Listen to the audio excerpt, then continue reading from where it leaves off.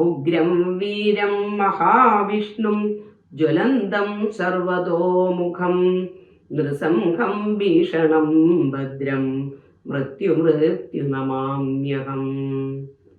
എല്ലാവർക്കും നമസ്കാരം. ഈ വൈശാഖ മാസത്തിന് കൂടുതൽ പുണ്യത ചാർത്തിക്കൊണ്ട് നരസിംഹ ജയന്തി ഏപ്രിൽ 30 വ്യാഴാഴ്ച ആചരിക്കപ്പെടുകയാണ്, അല്ലെങ്കിൽ നമ്മൾ ആഘോഷിക്കുകയാണ്. വൈശാഖ മാസത്തിലെ ശുക്ലപക്ഷത്തിലെ ചതുർദശി തിഥിയിലാണ് നരസിംഹ ജയന്തി നമ്മൾ ആഘോഷിക്കുന്നത്. ഏപ്രിൽ 30 ആണ് ഈ ചതുർദശി തിഥി വരുന്നത്. അപ്പോൾ വൈകുന്നേരം ഒരു 5:30 മണിയോടുകൂടി ആരംഭിച്ച് മെയ് 1 വരെയുള്ള ആ സമയമാണ് ഈ ചതുർദശി തിഥി നമുക്ക് കൂടുതൽ അനുഭവത്തിൽ വരുന്നത്. ഈ പുണ്യമായ ഈ നരസിംഹ ജയന്തി നമ്മൾ സാധാരണക്കാരായ ആളുകൾക്ക് എങ്ങനെയൊക്കെ ആചരിക്കാൻ കഴിയും? ക്ഷിപ്രപ്രസാദിയായ ആ നരസിംഹ ഭഗവാനെ നമുക്ക് അല്ലെങ്കിൽ ആ ഭഗവാന്റെ അനുഗ്രഹം നമുക്ക് എങ്ങനെ നേടിയെടുക്കാൻ കഴിയും? അന്നേ ദിവസം ഇതിനായി നമുക്ക് എന്തൊക്കെ ചെയ്യാൻ കഴിയും? ഈ പുണ്യ ദിവസം ഏതെല്ലാം വ്രതങ്ങളാണ് നമ്മൾ നോൽക്കേണ്ടത്? അപ്പോൾ അതൊക്കെയാണ് നമ്മൾ ഈ വീഡിയോയിലൂടെ പറയാൻ പോകുന്നത്. ആ ഉഗ്രമായ നരസിംഹ സ്വാമിയുടെ ഉഗ്ര ശക്തിയുടെ മുഹൂർത്തങ്ങൾ ഏതെല്ലാമാണ്, അതൊക്കെ നമുക്കൊന്ന് അറിയാവുന്നതാണ്. അപ്പോൾ അതിനു മുന്നേ നമ്മൾ ഈ ധർമ്മക്ഷേത്ര എന്ന ഈ ചാനൽ എല്ലാവരും ഒന്ന് സബ്സ്ക്രൈബ് ചെയ്യുമല്ലോ. ആദ്യമായിട്ടാണ് നിങ്ങൾ ഈ ചാനൽ കാണുന്നതെങ്കിൽ അതൊന്ന് സബ്സ്ക്രൈബ് ചെയ്യാൻ മറക്കണ്ട.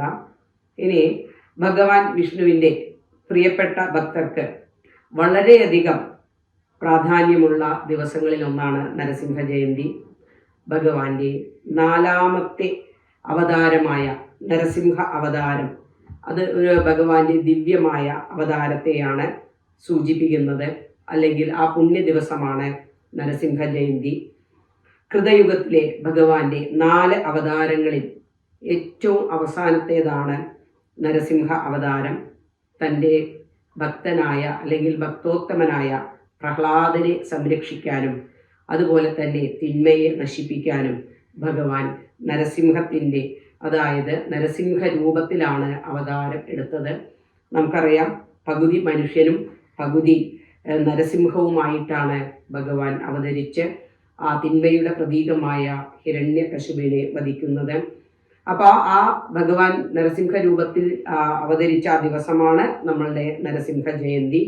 അതായത് അഹങ്കാരത്തിനും തിന്മയ്ക്കും എതിരെ ഭക്തിയും നീതിയും നേടുന്നതിൻ്റെ ആത്യന്തിക വിജയമാണ് നരസിംഹ ജയന്തിയെ നമ്മളെ പ്രതിനിധീകരിക്കുന്നത്. അന്നേ ദിവസം നമ്മൾ ഭഗവാനെ ആരാധിക്കുന്നത് നമ്മുടെ ഉള്ളിലുള്ള ഭയത്തെ അകറ്റാനും അതുപോലെ തന്നെ ധൈര്യം നൽകാനും ജീവിതത്തിന് ഒരു ആത്മീയമായ സംരക്ഷണം നൽകാനും ഒക്കെ വളരെ ഉചിതമാണ്. ദുഷ്ടനായ ആ ഹിരണ്യകശിപുവിനെ നിഗ്രഹിച്ച് തൻ്റെ ഭക്തനായ ആ പ്രഹ്ലാദനെ ആ വിഷ്ണു ഭഗവാൻ കൂടുതൽ ഭക്തനാക്കി മാറ്റി എന്നാണ് ഐതിഹ്യം. ഈ കഥ നമുക്ക് എല്ലാവർക്കും അറിയാവുന്നതാണ്. അപ്പം നമ്മുടെ ഉള്ളിലുള്ള ആ മൃഗീയ വാസനകൾ എല്ലാം ഇല്ലാതാക്കി സൽപ്രവൃത്തികളിലേക്ക് തിരിഞ്ഞാൽ ഏതൊരു വ്യക്തിക്കും ഉത്തമ മനുഷ്യനായി മാറാൻ കഴിയും. ഇതാണ് ഈ മഹാവിഷ്ണുവിൻ്റെ നരസിംഹ അവതാരം നമുക്ക് കാണിച്ചു തരുന്നത്. അപ്പോൾ സാധാരണക്കാർക്ക് നൽകുന്ന ഒരു സന്ദേശം കൂടിയാണ് ഈ നരസിംഹ അവതാരം. അപ്പോൾ ക്ഷിപ്രപ്രസാദിയാണ് ഭഗവാൻ എന്ന് നമുക്കറിയാം. നരസിംഹമൂർത്തി തന്നെ ക്ഷിപ്രപ്രസാദിയാണ്. ആ പ്രഹ്ലാദന്റെ വിളി കേട്ട ആ ഉടൻ തന്നെ, ആ നിമിഷം തന്നെ ഭഗവാൻ ആ തൂണ് പിളർന്ന് അവിടെ പ്രത്യക്ഷനായി. അപ്പോൾ ഇതുപോലെ നമ്മളും ഭഗവാനെ മനസ്സറിഞ്ഞ് ഉള്ളുരുകി വിളിച്ചാൽ ഭഗവാൻ നമ്മുടെ മുന്നിലും പ്രത്യക്ഷപ്പെടും എന്നതിൻ്റെ തെളിവാണ് പ്രഹ്ലാദിന് മുന്നിൽ ഭഗവാൻ പ്രത്യക്ഷപ്പെട്ടത്. അപ്പോൾ നമ്മൾ ഭഗവാനെ നിരന്തരം ഭജിച്ചാലോ? അപ്പോൾ നമ്മൾ അങ്ങനെ നിരന്തരം ഭജിക്കുന്നതിലൂടെ നമ്മുടെ ഉള്ളിലുള്ള ദോഷങ്ങൾ, പ്രത്യേകിച്ചും വ്യാഴം ശനി ഗ്രഹദോഷങ്ങളൊക്കെ നമുക്കുണ്ട്. ദൃഷ്ടിദോഷം ഒക്കെ ഉണ്ടായിരിക്കും, അതുപോലെ ശത്രുദോഷം, ഇതെല്ലാം അവസാനിക്കും. അതുപോലെ തന്നെ നമ്മളുടെ ദാരിദ്ര്യനാശം, അതുപോലെ ശത്രുദോഷം, പിന്നെ നമ്മളുടെ രോഗദുരിതങ്ങൾ, പിന്നെ വിവാഹ തടസ്സം ഇവയെല്ലാം മാറി, അല്ലെങ്കിൽ ഇതെല്ലാം ഇല്ലാതായി സമ്പത്തും ഐശ്വര്യവും നമുക്ക് വന്നു ചേരാൻ ലക്ഷ്മി സമേതനായ ആ നരസിംഹമൂർത്തിയെ പൂജിച്ചാൽ മതി. അപ്പോൾ ലക്ഷ്മി സമേതനായ നരസിംഹമൂർത്തിയെ കുറിച്ച് നിങ്ങൾ കേട്ടിട്ടുണ്ടോ?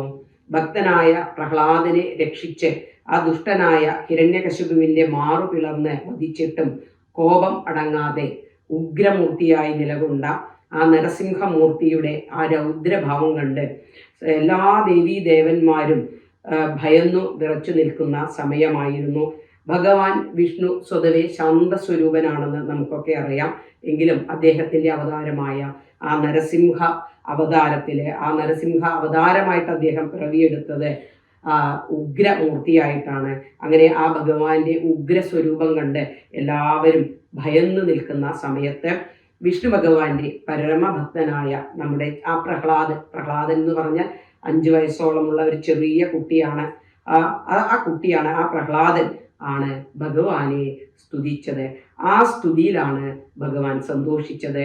അങ്ങനെ നമ്മൾ പ്രഹ്ലാദന്റെ ഈ സ്തുതികൾ കേട്ടപ്പോൾ നരസിംഹമൂർത്തിയുടെ കോപമെല്ലാം ഇല്ലാതായി ഭഗവാൻ പെട്ടെന്ന് തന്നെ ശാന്തനായി മാറി. എന്നിട്ട് ആ പ്രഹ്ലാദന്റെ മുന്നിൽ ലക്ഷ്മി സമേതനായിക്കൊണ്ട് ഭഗവാൻ അവതരിച്ച് പ്രഹ്ലാദനെ അനുഗ്രഹിച്ച ശേഷം അപ്രത്യക്ഷനായി എന്നുള്ളതാണ് ഈ നരസിംഹ അവതാരത്തിൽ നിന്നും നമ്മൾ മനസ്സിലാക്കേണ്ടത്. അപ്പോൾ ഈ സങ്കല്പമാണ്. അപ്പോൾ ആ പ്രഹ്ലാദന്റെ മുന്നിൽ ഭഗവാൻ ലക്ഷ്മി സമേതനായി ആ പ്രത്യക്ഷപ്പെട്ട ആ സങ്കല്പമാണ് ലക്ഷ്മി നരസിംഹമൂർത്തി. അത് എല്ലാ വ്യാഴാഴ്ചകളിലും അതുപോലെ തന്നെ നരസിംഹ ജയന്തി ദിവസവും അതുപോലെ ചോതി നക്ഷത്രത്തിലും വിഷ്ണു നരസിംഹമൂർത്തി മന്ത്രജപം നടത്തുന്നതും അതുപോലെ തന്നെ ക്ഷേത്ര ദർശനവും ഒക്കെ നടത്തുന്നത് നമുക്ക് ശത്രുക്കളുടെ ഉപദ്രവങ്ങൾ ഇല്ലാതാവാൻ സഹായകമാണ്. ഈ പ്രാവശ്യം ഭഗവാൻ വിഷ്ണുവിന് വളരെയധികം പ്രാധാന്യമുള്ള ആ വ്യാഴാഴ്ച ദിവസം തന്നെയാണ് നരസിംഹ ജയന്തി വരുന്നത്. അതുകൊണ്ട് നമ്മൾ ഈ ദിവസം എടുക്കുന്ന വ്രതാനുഷ്ഠാനത്തിന് ഇരട്ടി ഫലം തന്നെ ലഭിക്കുന്നതാണ്. അപ്പോൾ നമ്മൾ അന്നേ ദിവസം എന്തൊക്കെയാണ് ചെയ്യേണ്ടത്? വ്രതം ആചരിക്കേണ്ട ആ രീതികൾ നമ്മൾ പല വീഡിയോയിലും പറഞ്ഞതാണ്, എങ്കിലും ഒന്നുകൂടി പറയുകയാണ്. അന്നേ ദിവസം നമ്മൾ അതിരാവിലെ എഴുന്നേറ്റ് കുളിച്ച് ശുദ്ധിയായ ശുഭ്രവസ്ത്രം ധരിച്ച് പൂജാമുറിയിൽ നിലവിളക്ക് കൊളുത്തുക. അതിനുശേഷം നരസിംഹ ഭഗവാന്റെ ചിത്രം നമ്മളുടെ അല്ലെങ്കിൽ ഒരു ഫോട്ടോ നമ്മുടെ വീട്ടിലുണ്ടെങ്കിൽ അതിനു മുൻപിൽ ആ ദീപം തെളിയിക്കുന്നത് വളരെ ഉചിതമായിരിക്കും, അല്ലെങ്കിൽ അനുഗ്രഹദായകമാണ്. അങ്ങനെ പിന്നീട് നമുക്ക് ആ ഫോട്ടോവിന് മുന്നിൽ പുഷ്പങ്ങൾ, പ്രത്യേകിച്ചും തുളസിയില, ഇതൊക്കെ നമുക്ക് സമർപ്പിക്കാവുന്നതാണ്. എങ്കിൽ അത് വളരെ ക്ഷേമമായിരിക്കും ആ ഭഗവാന് പൂക്കളും തുളസിയിലയൊക്കെ സമർപ്പിക്കുന്നത്. കാരണം പിന്നെ ഭഗവാന് വളരെയധികം അല്ലെങ്കിൽ പ്രധാനപ്പെട്ട ഒരു പൂവാണ് ചെത്തിപ്പൂവ്. അപ്പോൾ അതും ഭഗവാൻ അതേ ദിവസം സമർപ്പിക്കാവുന്നതാണ്. ഇതുകൂടാതെ നമുക്ക് തേങ്ങ, ശർക്കര, പിന്നെ മധുര പലഹാരങ്ങൾ എന്നിവയൊക്കെ നമുക്ക് ഭഗവാന് സമർപ്പിക്കാം. പിന്നെ അല്ലെങ്കിൽ നമുക്ക് ഇതെല്ലാം കൂടി ചേർത്ത് ഒരു നിവേദ്യം അല്ലെങ്കിൽ ഒരു കടും പായസം ഒക്കെ ഉണ്ടാക്കിയിട്ട് നമുക്ക് വളരെ പ്രാർത്ഥിച്ച് സകല ദോഷങ്ങളും ദുരിതങ്ങളും ഒക്കെ ഇല്ലാതായി ശാന്തിക്കായിക്കൊണ്ട് സർവ ഐശ്വര്യത്തിനായി അതുപോലെ തന്നെ കടബാധ്യതകളിൽ നിന്നെല്ലാം നമുക്ക് മോചനത്തിനായി അതൊക്കെ നമുക്ക് മാറിക്കിട്ടാനും രോഗ ദുരിതശാന്തികളിൽ നിന്നൊക്കെ അല്ലെങ്കിൽ ദുരിതത്തിൽ നിന്നെല്ലാം മാറി ശാന്തിക്കായും അങ്ങനെ തൊഴിൽ തടസ്സങ്ങളെല്ലാം മാറാനും പിന്നെ നമുക്ക് എന്തെങ്കിലുമൊക്കെ ബുദ്ധിമുട്ടുകളെ ഈ കാലയളവിൽ നമ്മളെ ബാധിക്കുന്നുണ്ടെങ്കിൽ അതെല്ലാം മാറാനും വേണ്ടി നമുക്ക് ആ നരസിംഹമൂർത്തിയുടെ ആ ഫോട്ടോവിന് മുന്നിൽ പൂക്കൾ അർപ്പിച്ച് സമർപ്പിച്ച് മനസ്സുരുകി പ്രാർത്ഥിക്കാവുന്നതാണ്. അതെല്ലാം ഭഗവാന്റെ തൃപ്പാദങ്ങളിൽ സമർപ്പിക്കുക. ഉറപ്പായും ക്ഷിപ്രപ്രസാദിയായ ഭഗവാൻ നമ്മുടെ വിളി കേൾക്കും, നമ്മുടെ ദുഃഖങ്ങളും എല്ലാം ഇല്ലാതാക്കി തരും, അതുപോലെ നമ്മുടെ ആഗ്രഹങ്ങളെ സാധിപ്പിച്ചു തരും. അങ്ങനെ നമുക്ക് നല്ല ഒരു അനുഗ്രഹദായകമായിക്കൊണ്ട് ഈ പ്രവൃത്തികളെല്ലാം അല്ലെങ്കിൽ നരസിംഹ ജയന്തി ദിവസം നമ്മൾ ചെയ്യുന്ന ഈ പ്രവൃത്തികളിൽ നിന്നെല്ലാം നമുക്ക് നല്ലൊരു ഗുണം നമുക്ക് ലഭിക്കുന്നതാണ്. അതുപോലെ നമ്മുടെ ആവശ്യങ്ങൾ എന്ത് തന്നെയായാലും നമുക്ക് അന്നേ ദിവസം വിഷ്ണു സഹസ്രനാമം അതുപോലെ തന്നെ നമുക്ക് നരസിംഹ ഗായത്രി മന്ത്രം, പിന്നീട് നരസിംഹ മൂർത്തി മന്ത്രം, ലക്ഷ്മി നരസിംഹ സ്തോത്രം. ഈ മന്ത്രങ്ങളെല്ലാം നമുക്ക് അന്നേ ദിവസം ഭക്തിയോടുകൂടി ചൊല്ലുന്നത് സർവ ഐശ്വര്യപ്രദമാണ്. അപ്പോൾ ആ നരസിംഹമൂർത്തി മന്ത്രം നമ്മൾ ആ നരസിംഹമൂർത്തി ക്ഷേത്രങ്ങളിലെല്ലാം, അതിപ്പോൾ ഓരോ ക്ഷേത്രങ്ങളിലും അതാത് ആ ദേവതകളുടെയൊക്കെ മന്ത്രങ്ങൾ എഴുതി വെച്ചിട്ടുണ്ടാവും, നമ്മളതൊക്കെ ചൊല്ലാറുമുണ്ട്. അപ്പോൾ നമുക്ക് ആ നരസിംഹ മൂർത്തിയെ പ്രസാദിപ്പിക്കാനായിട്ടുള്ള, ആ ഉഗ്രമൂർത്തിയായിട്ടുള്ള ആ നരസിംഹമൂർത്തിയെ പ്രസാദിപ്പിക്കാനുള്ള ആ ശ്ലോകം അല്ലെങ്കിൽ മന്ത്രം ഇതാണ്: ഉഗ്രം വീരം മഹാവിഷ്ണും ജ്വലന്തം സർവതോമുഖം നൃസംഹം ഭീഷണം ഭദ്രം മൃത്യു നമാമ്യഹം. അപ്പൊ ഈ മന്ത്രമാണ് നമ്മൾ അന്ന് മനസ്സുരുക്കി പ്രാർത്ഥിക്കേണ്ടത്. ആ മന്ത്രം ഒന്നുകൂടി പറയാം: ഉഗ്രം വീരം മഹാവിഷ്ണും ജ്വലന്തോ സർവതോമുഖം നൃസിംഹം ഭീഷണം ഭദ്രം മൃത്യു നമാമ്യഹം. അപ്പൊ ഈ മന്ത്രം നമ്മൾ ആ നരസിംഹമൂർത്തിയുടെ മുന്നിൽ മനസ്സുരുകി പ്രാർത്ഥിച്ച് വളരെ ഭക്തിയോടും ശ്രദ്ധയോടും കൂടി നമ്മൾ ചൊല്ലുക. അപ്പോൾ ഈ മന്ത്രം ചൊല്ലുന്നത് നമ്മുടെ ഉള്ളിലുള്ള എല്ലാവിധ ഭയങ്ങളും ഇല്ലാതാക്കുന്നതിനും അതുപോലെ തന്നെ നമ്മുടെ സർവ്വ ദുരിതങ്ങളിൽ നിന്നുള്ള മോചനത്തിനും നമുക്ക് ഇത് വളരെ ഗുണപ്രദമാണ്. 3 തവണയെങ്കിലും നമ്മൾ ഈ നരസിംഹ മന്ത്രം ഭക്തിയോടുകൂടി അന്നേ ദിവസം നമ്മൾ ചൊല്ലേണ്ടതാണ്. പിന്നെ ഈ നരസിംഹ അവതാരം ഉണ്ടായത് ത്രിസന്ധ്യാ സമയത്താണെന്ന് നമുക്കൊക്കെ അറിയാം. അതുകൊണ്ട് ആ ത്രിസന്ധ്യാ സമയത്ത് നമ്മളെ ഭക്തിയോടുകൂടി അതിവിശിഷ്ടമായ ഈ നരസിംഹമൂർത്തി മന്ത്രം ചൊല്ലുന്നതും അതുപോലെ തന്നെ ക്ഷേത്ര ദർശനം നടത്തുന്നതും നമുക്ക് ഇരട്ടി ഫലമാണ് നൽകുന്നത്. അങ്ങനെ തൻ്റെ ഭക്തൻ്റെ മനസ്സറിഞ്ഞ് അത് നമ്മൾ ഭക്തിയോടുകൂടി ചൊല്ലിയാൽ ആ ഭക്തൻ്റെ മനസ്സറിഞ്ഞ് അങ്ങനെ നമ്മുടെ വിളികളെല്ലാം കേട്ട് നമ്മളുടെ രക്ഷയ്ക്ക് എത്തുന്ന ആ നരസിംഹമൂർത്തിയെ പൂജിക്കാൻ നമുക്ക് സാധാരണക്കാരായ എല്ലാവർക്കും ചെയ്യാവുന്ന ലളിതമായ ധാരാളം വഴിപാടുകളുണ്ട്. നമ്മൾ വിളിച്ചാൽ വെളിപ്പുറത്തെത്തുന്ന ക്ഷിപ്രപ്രസാദി കൂടിയാണ് നരസിംഹമൂർത്തി. അപ്പോൾ നമുക്കന്ന് ക്ഷേത്രങ്ങളിൽ പോകാം. ക്ഷേത്രങ്ങളിൽ പോയിട്ട് നമുക്ക് നെയ്വിളക്ക് തെളിയിച്ച് ആ ഭഗവാന് നെയ്വിളക്ക് സമർപ്പിക്കുക. അങ്ങനെ സമർപ്പിക്കുന്നത് നമുക്ക് അഭീഷ്ട സിദ്ധിയാണ് അതിൻ്റെ ഫലം. അങ്ങനെ അതോടൊപ്പം തന്നെ നമുക്ക് തൊഴിൽ തടസ്സങ്ങൾ, അതുപോലെ വിവാഹ തടസ്സങ്ങൾ ഇതൊക്കെ ഉണ്ടെങ്കിൽ അത് മാറിക്കിട്ടാനും നമുക്ക്, അല്ലെങ്കിൽ അതിൽ നിന്നെല്ലാം ഒരു മാറ്റം ഉണ്ടാകാനും നമുക്ക് നരസിംഹമൂർത്തിക്ക് നെയ്വിളക്ക് സമർപ്പിക്കുന്നത് വളരെ ഐശ്വര്യമാണ്. പിന്നെ ഭഗവാൻ ഏറ്റവും പ്രധാനപ്പെട്ടതാണ് തുളസിമാല. അപ്പം നമുക്ക് ആ നരസിംഹമൂർത്തിക്ക് ഭക്തിയോടുകൂടി തുളസിമാല സമർപ്പിക്കാം. പിന്നെ അതുപോലെ നമുക്ക് ഏറ്റവും ഇഷ്ടപ്പെട്ട പുഷ്പമാണ് തുളസി എന്ന് നമുക്കറിയാലോ. ഇനി മാലയില്ലെങ്കിലും നമുക്ക് തുളസി പൂക്കളെങ്കിലും ഭഗവാന്റെ പാതാരവിന്ദങ്ങളിൽ സമർപ്പിക്കാം. പിന്നെ അതുപോലെ തന്നെ ചുവന്ന ചെത്തിപ്പൂവ് നമുക്ക് സമർപ്പിക്കാവുന്നതാണ്. പിന്നെ ഭഗവാന് ഏറ്റവും പ്രിയപ്പെട്ട നിവേദ്യമായ പാൽപ്പായസം, കടുംപായസം, കദളിപ്പഴം, പിന്നെ അവിൽ, ഇതൊക്കെ നമുക്ക് ക്ഷേത്രത്തിൽ പോയി അന്നേ ദിവസം ഭഗവാന് നിവേദിക്കാവുന്നതാണ്. ഇതെല്ലാം വളരെ ഐശ്വര്യദായകമാണ്. അതുപോലെ തന്നെ നമ്മൾ ആ നരസിംഹമൂർത്തിയെ പ്രസാദിപ്പിക്കാവുന്ന ഏറ്റവും നല്ലൊരു വഴിപാടാണ് ചോതി വഴിപാട്. ഇത് വളരെ അതിവിശിഷ്ടമാണ്. അതായത് പഞ്ചഭൂതങ്ങളിൽ വായുദേവന്റെ നാളാണ് ഈ ചോതി എന്ന് പറയുന്നത്, ചോതി നക്ഷത്രം. അപ്പോൾ അന്നേ ദിവസം നമ്മൾ ഭഗവാനെ തൊഴുത് പ്രാർത്ഥിച്ചാൽ സകല ആപത്തുകളിൽ നിന്നും നമുക്ക് രക്ഷ നേടാൻ കഴിയും എന്നാണ് പറയുന്നത്. അപ്പോൾ നമുക്ക് എന്തെങ്കിലും കടബാധ്യതകളൊക്കെ ഉണ്ടായി നമ്മൾ ഒരുപാട് മാനസികമായ വിഷമത്തിലൊക്കെയാണ് ബുദ്ധിമുട്ടുന്നത് എങ്കിൽ അതും, അതുപോലെ തന്നെ നമുക്ക് ഒരുപാട് ശത്രുഭയം ഒക്കെ നമ്മളെ അലട്ടുന്നുണ്ട് എങ്കിലും അതിൽ നിന്നെല്ലാം കരകയറി കുടുംബത്തിലെ ഐശ്വര്യം, അതുപോലെ സമ്പൽ സമൃദ്ധി, ശാന്തി, ഇതൊക്കെ നിലനിൽക്കാൻ നമ്മൾ ഈ ചോതി ദിവസം, ചോതി നക്ഷത്ര ദിവസം നരസിംഹ ക്ഷേത്ര ദർശനം നടത്തി നമ്മൾ ആ യഥാവിധി വഴിപാടുകളൊക്കെ ചെയ്താൽ ഫലം അത്ഭുതാവഹമായിരിക്കും. അല്ലെങ്കിൽ നമ്മൾക്ക് അത് വിചാരിക്കാത്ത ഫലം തന്നെ നമുക്ക് നൽകുന്നതാണ്.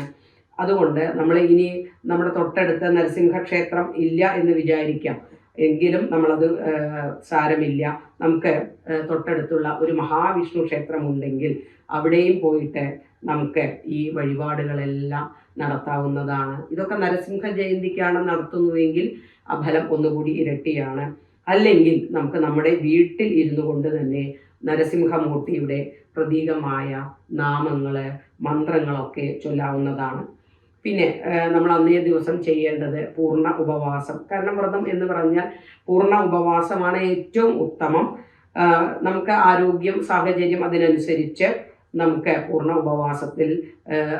ഉപവാസമില്ലെങ്കിൽ ഒരിക്കലൂണായിട്ടും ഒക്കെ അല്ലെങ്കിൽ മിതമായ ഭക്ഷണം കഴിച്ചൊക്കെ നമുക്ക് വ്രതം എടുക്കാവുന്നതാണ്. ഒരു നേരം ഭക്ഷണം കഴിച്ചിട്ടും വ്രതം നോൽക്കാവുന്നതാണ്. പിന്നെ രാത്രിയിൽ നമുക്ക് പഴവർഗ്ഗങ്ങളൊക്കെ കഴിക്കാം. അപ്പം എന്തായാലും അന്നേ ദിവസം ത്രിസന്ധ്യാസമയത്ത് ആ നരസിംഹ ഭജനവും അതുപോലെ തന്നെ ക്ഷേത്ര ദർശനവും വളരെ പുണ്യമാണ്. അപ്പം നമ്മളെല്ലായ്പ്പോഴും സന്ധ്യാസമയത്ത് നമ്മൾ അമ്പലത്തിൽ പോകാറുണ്ട്. അപ്പം ഈ നരസിംഹ ജയന്തിക്ക് കൂടി നമ്മൾ ആ ത്രിസന്ധ്യാസമയത്ത് ആ സന്ധ്യാദീപം കാണാനും ഭഗവാനെ ദർശിക്കാനും ഒക്കെ നമുക്ക് ക്ഷേത്രത്തിൽ പോകാവുന്നതാണ്. അങ്ങനെ അത് കഴിഞ്ഞ് പിറ്റേ ദിവസം രാവിലെ, അതായത് ഏപ്രിൽ 30-നാണല്ലോ നരസിംഹ ജയന്തി, അതിൻ്റെ പിറ്റേ ദിവസം രാവിലെ നമുക്ക് അമ്പലത്തിൽ പോയി തീർത്ഥമൊക്കെ സേവിച്ച് വ്രതം മുറിക്കാവുന്നതാണ്. അപ്പോൾ ഈ വ്രതം ഒക്കെ അനുഷ്ഠിക്കുന്നതോടുകൂടി അല്ലെങ്കിൽ നമ്മൾ നരസിംഹ മന്ത്രങ്ങളെല്ലാം ചൊല്ലുന്നതോടുകൂടി ഭഗവാന്റെ പ്രീതി ഉണ്ടാവും. അല്ലെങ്കിൽ നരസിംഹ മൂർത്തിയായ ഭഗവാൻ അല്ലെങ്കിൽ മഹാവിഷ്ണു തന്നെ അതിൽ നമുക്ക് അനുഗ്രഹം നൽകും. അല്ലെങ്കിൽ ഭഗവാന്റെ പ്രീതി ഉണ്ടാകും. നമ്മളെ ദുരിതക്കടലിൽ നിന്ന് രക്ഷിക്കാനും ഭഗവാൻ കൂടെ ഉണ്ടാവും. അപ്പോൾ നമ്മൾ ഏതെങ്കിലും ബുദ്ധിമുട്ടുകളെ, കഷ്ടതകളൊക്കെ അനുഭവിക്കുമ്പോൾ നമ്മൾ ഈ മന്ത്രങ്ങൾ വളരെ ഭക്തിയോടുകൂടി ചൊല്ലുക. ഭഗവാൻ മനസ്സൊരുക്കി വിളിക്കുക, ഭഗവാൻ നമ്മുടെ അരികിലെത്തിയിട്ടുണ്ടാവും. ആ ഒരു സന്ദേശമാണ് ഈ നരസിംഹമൂർത്തിയുടെ അവതാര കഥ തന്നെ നമ്മളോട് പറയുന്നത്. അതുകൊണ്ട് നിങ്ങളിപ്പോൾ ഏതെങ്കിലും വല്ല ദുഃഖത്തിൽ അകപ്പെട്ടു നിൽക്കുന്നുണ്ടെങ്കിൽ അതെല്ലാം താൽക്കാലികമാണ്, അല്ലെങ്കിൽ നൈമിഷികമാണ്. അത് നമ്മൾ ഭഗവാനെ, അല്ലെങ്കിൽ സാക്ഷാൽ ഭഗവാൻ ഏതൊരു രൂപത്തിലും നമ്മുടെ മുന്നിൽ അവതരിക്കും, നമ്മളെ ചേർത്ത് പിടിക്കും എന്ന കാര്യത്തിൽ യാതൊരു സംശയവുമില്ല. അപ്പോൾ ഈ നരസിംഹമൂർത്തി അല്ലെങ്കിൽ നരസിംഹ ജയന്തി എല്ലാവരും ഭക്തിയോടും വിശ്വാസത്തോടും ശ്രദ്ധയോടും തെളിഞ്ഞ മനസ്സോടും കൂടി നമ്മൾ ആഘോഷിക്കുക, ആചരിക്കുക, ഭഗവാന്റെ മന്ത്രങ്ങൾ ചൊല്ലുക, ക്ഷേത്ര ദർശനം നടത്തുക, വ്രതങ്ങൾ അനുഷ്ഠിക്കുക. ഇതിലൂടെയെല്ലാം നമുക്ക് കിട്ടുന്നത് ഭഗവാന്റെ പ്രീതിയാണ്. അപ്പോൾ ആ ഭഗവാന്റെ നിസ്സീമമായ അനുഗ്രഹം അത് നമുക്ക് കിട്ടാൻ, അത് എല്ലാവർക്കും കിട്ടട്ടെ. നമുക്ക് ഒരുമിച്ച് ഈ നരസിംഹ ജയന്തി ദിവസം മന്ത്രങ്ങളും കീർത്തനങ്ങളും ചൊല്ലാവുന്നതാണ്, അല്ലെങ്കിൽ ചൊല്ലണം. അതുപോലെ തന്നെ നമുക്ക് ക്ഷേത്ര സന്ദർശനവും നടത്താം. ഇതിനെ നമുക്ക് ഒരുമിച്ച് എല്ലാവർക്കും കൂടി ആ ഭഗവാന്റെ മന്ത്രം ചൊല്ലാം. നിങ്ങളെല്ലാവരും ആ മന്ത്രം ചൊല്ലുകയോ അല്ലെങ്കിൽ ആ മന്ത്രം നമുക്ക് 108 തവണ രാവിലെ, പ്രത്യേകിച്ചും ത്രിസന്ധ്യയ്ക്കാണത് ജപിക്കേണ്ടത് കേട്ടോ, ആ സമയത്ത് നമുക്കത് ജപിക്കാം. പിന്നെ അല്ലെങ്കിൽ നമുക്കത് 108 തവണ എഴുതാവുന്നതാണ്. അതിൻ്റെയൊക്കെ ഫലം ഇരട്ടിയാണ്.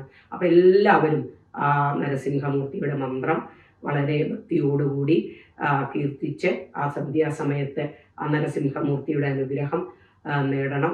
നിങ്ങൾക്കുണ്ടാകുന്ന അനുഭവങ്ങൾ, അതുപോലെ തന്നെ അല്ലെങ്കിൽ ഇതിനു മുന്നേ നിങ്ങൾക്ക് എന്തെങ്കിലും അനുഭവങ്ങൾ ആ നരസിംഹമൂർത്തിയുടെ ക്ഷേത്ര സന്ദർശനത്താലോ അല്ലെങ്കിൽ ആ ഭജനയാലോ ഉണ്ടായിട്ടുണ്ടെങ്കിൽ അതെല്ലാം നമുക്ക് കമൻറ്റ് ബോക്സിൽ എഴുതാവുന്നതാണ്. അതുപോലെ മന്ത്രവും നമുക്ക് ആ കമൻറ്റ് ബോക്സിൽ എഴുതിയിടാം. ഇതെല്ലാം, ഈ മന്ത്രവും നമ്മുടെ ജപവും അങ്ങനെ എല്ലാം നമുക്ക് ആ ഭഗവാന്റെ നരസിംഹമൂർത്തിയുടെ തൃപ്പാദങ്ങളിൽ സമർപ്പിക്കാം. നമുക്ക് ഈ നല്ലൊരു സുദിനത്തിൽ ആ നരസിംഹമൂർത്തിയായ ഭഗവാൻ നമ്മളെ എല്ലാവരെയും അനുഗ്രഹിക്കട്ടെ. ആ അനുഗ്രഹം എല്ലാ ജനങ്ങൾക്കും ഉണ്ടാകട്ടെ. ഭക്തരായ ഏവരുടെ അരികിലും ഭഗവാൻ എത്തിച്ചേരട്ടെ എന്ന് പ്രാർത്ഥിച്ചുകൊണ്ട് ഞാൻ എൻ്റെ വാക്കുകൾ നിർത്തുന്നു. നന്ദി, നമസ്കാരം.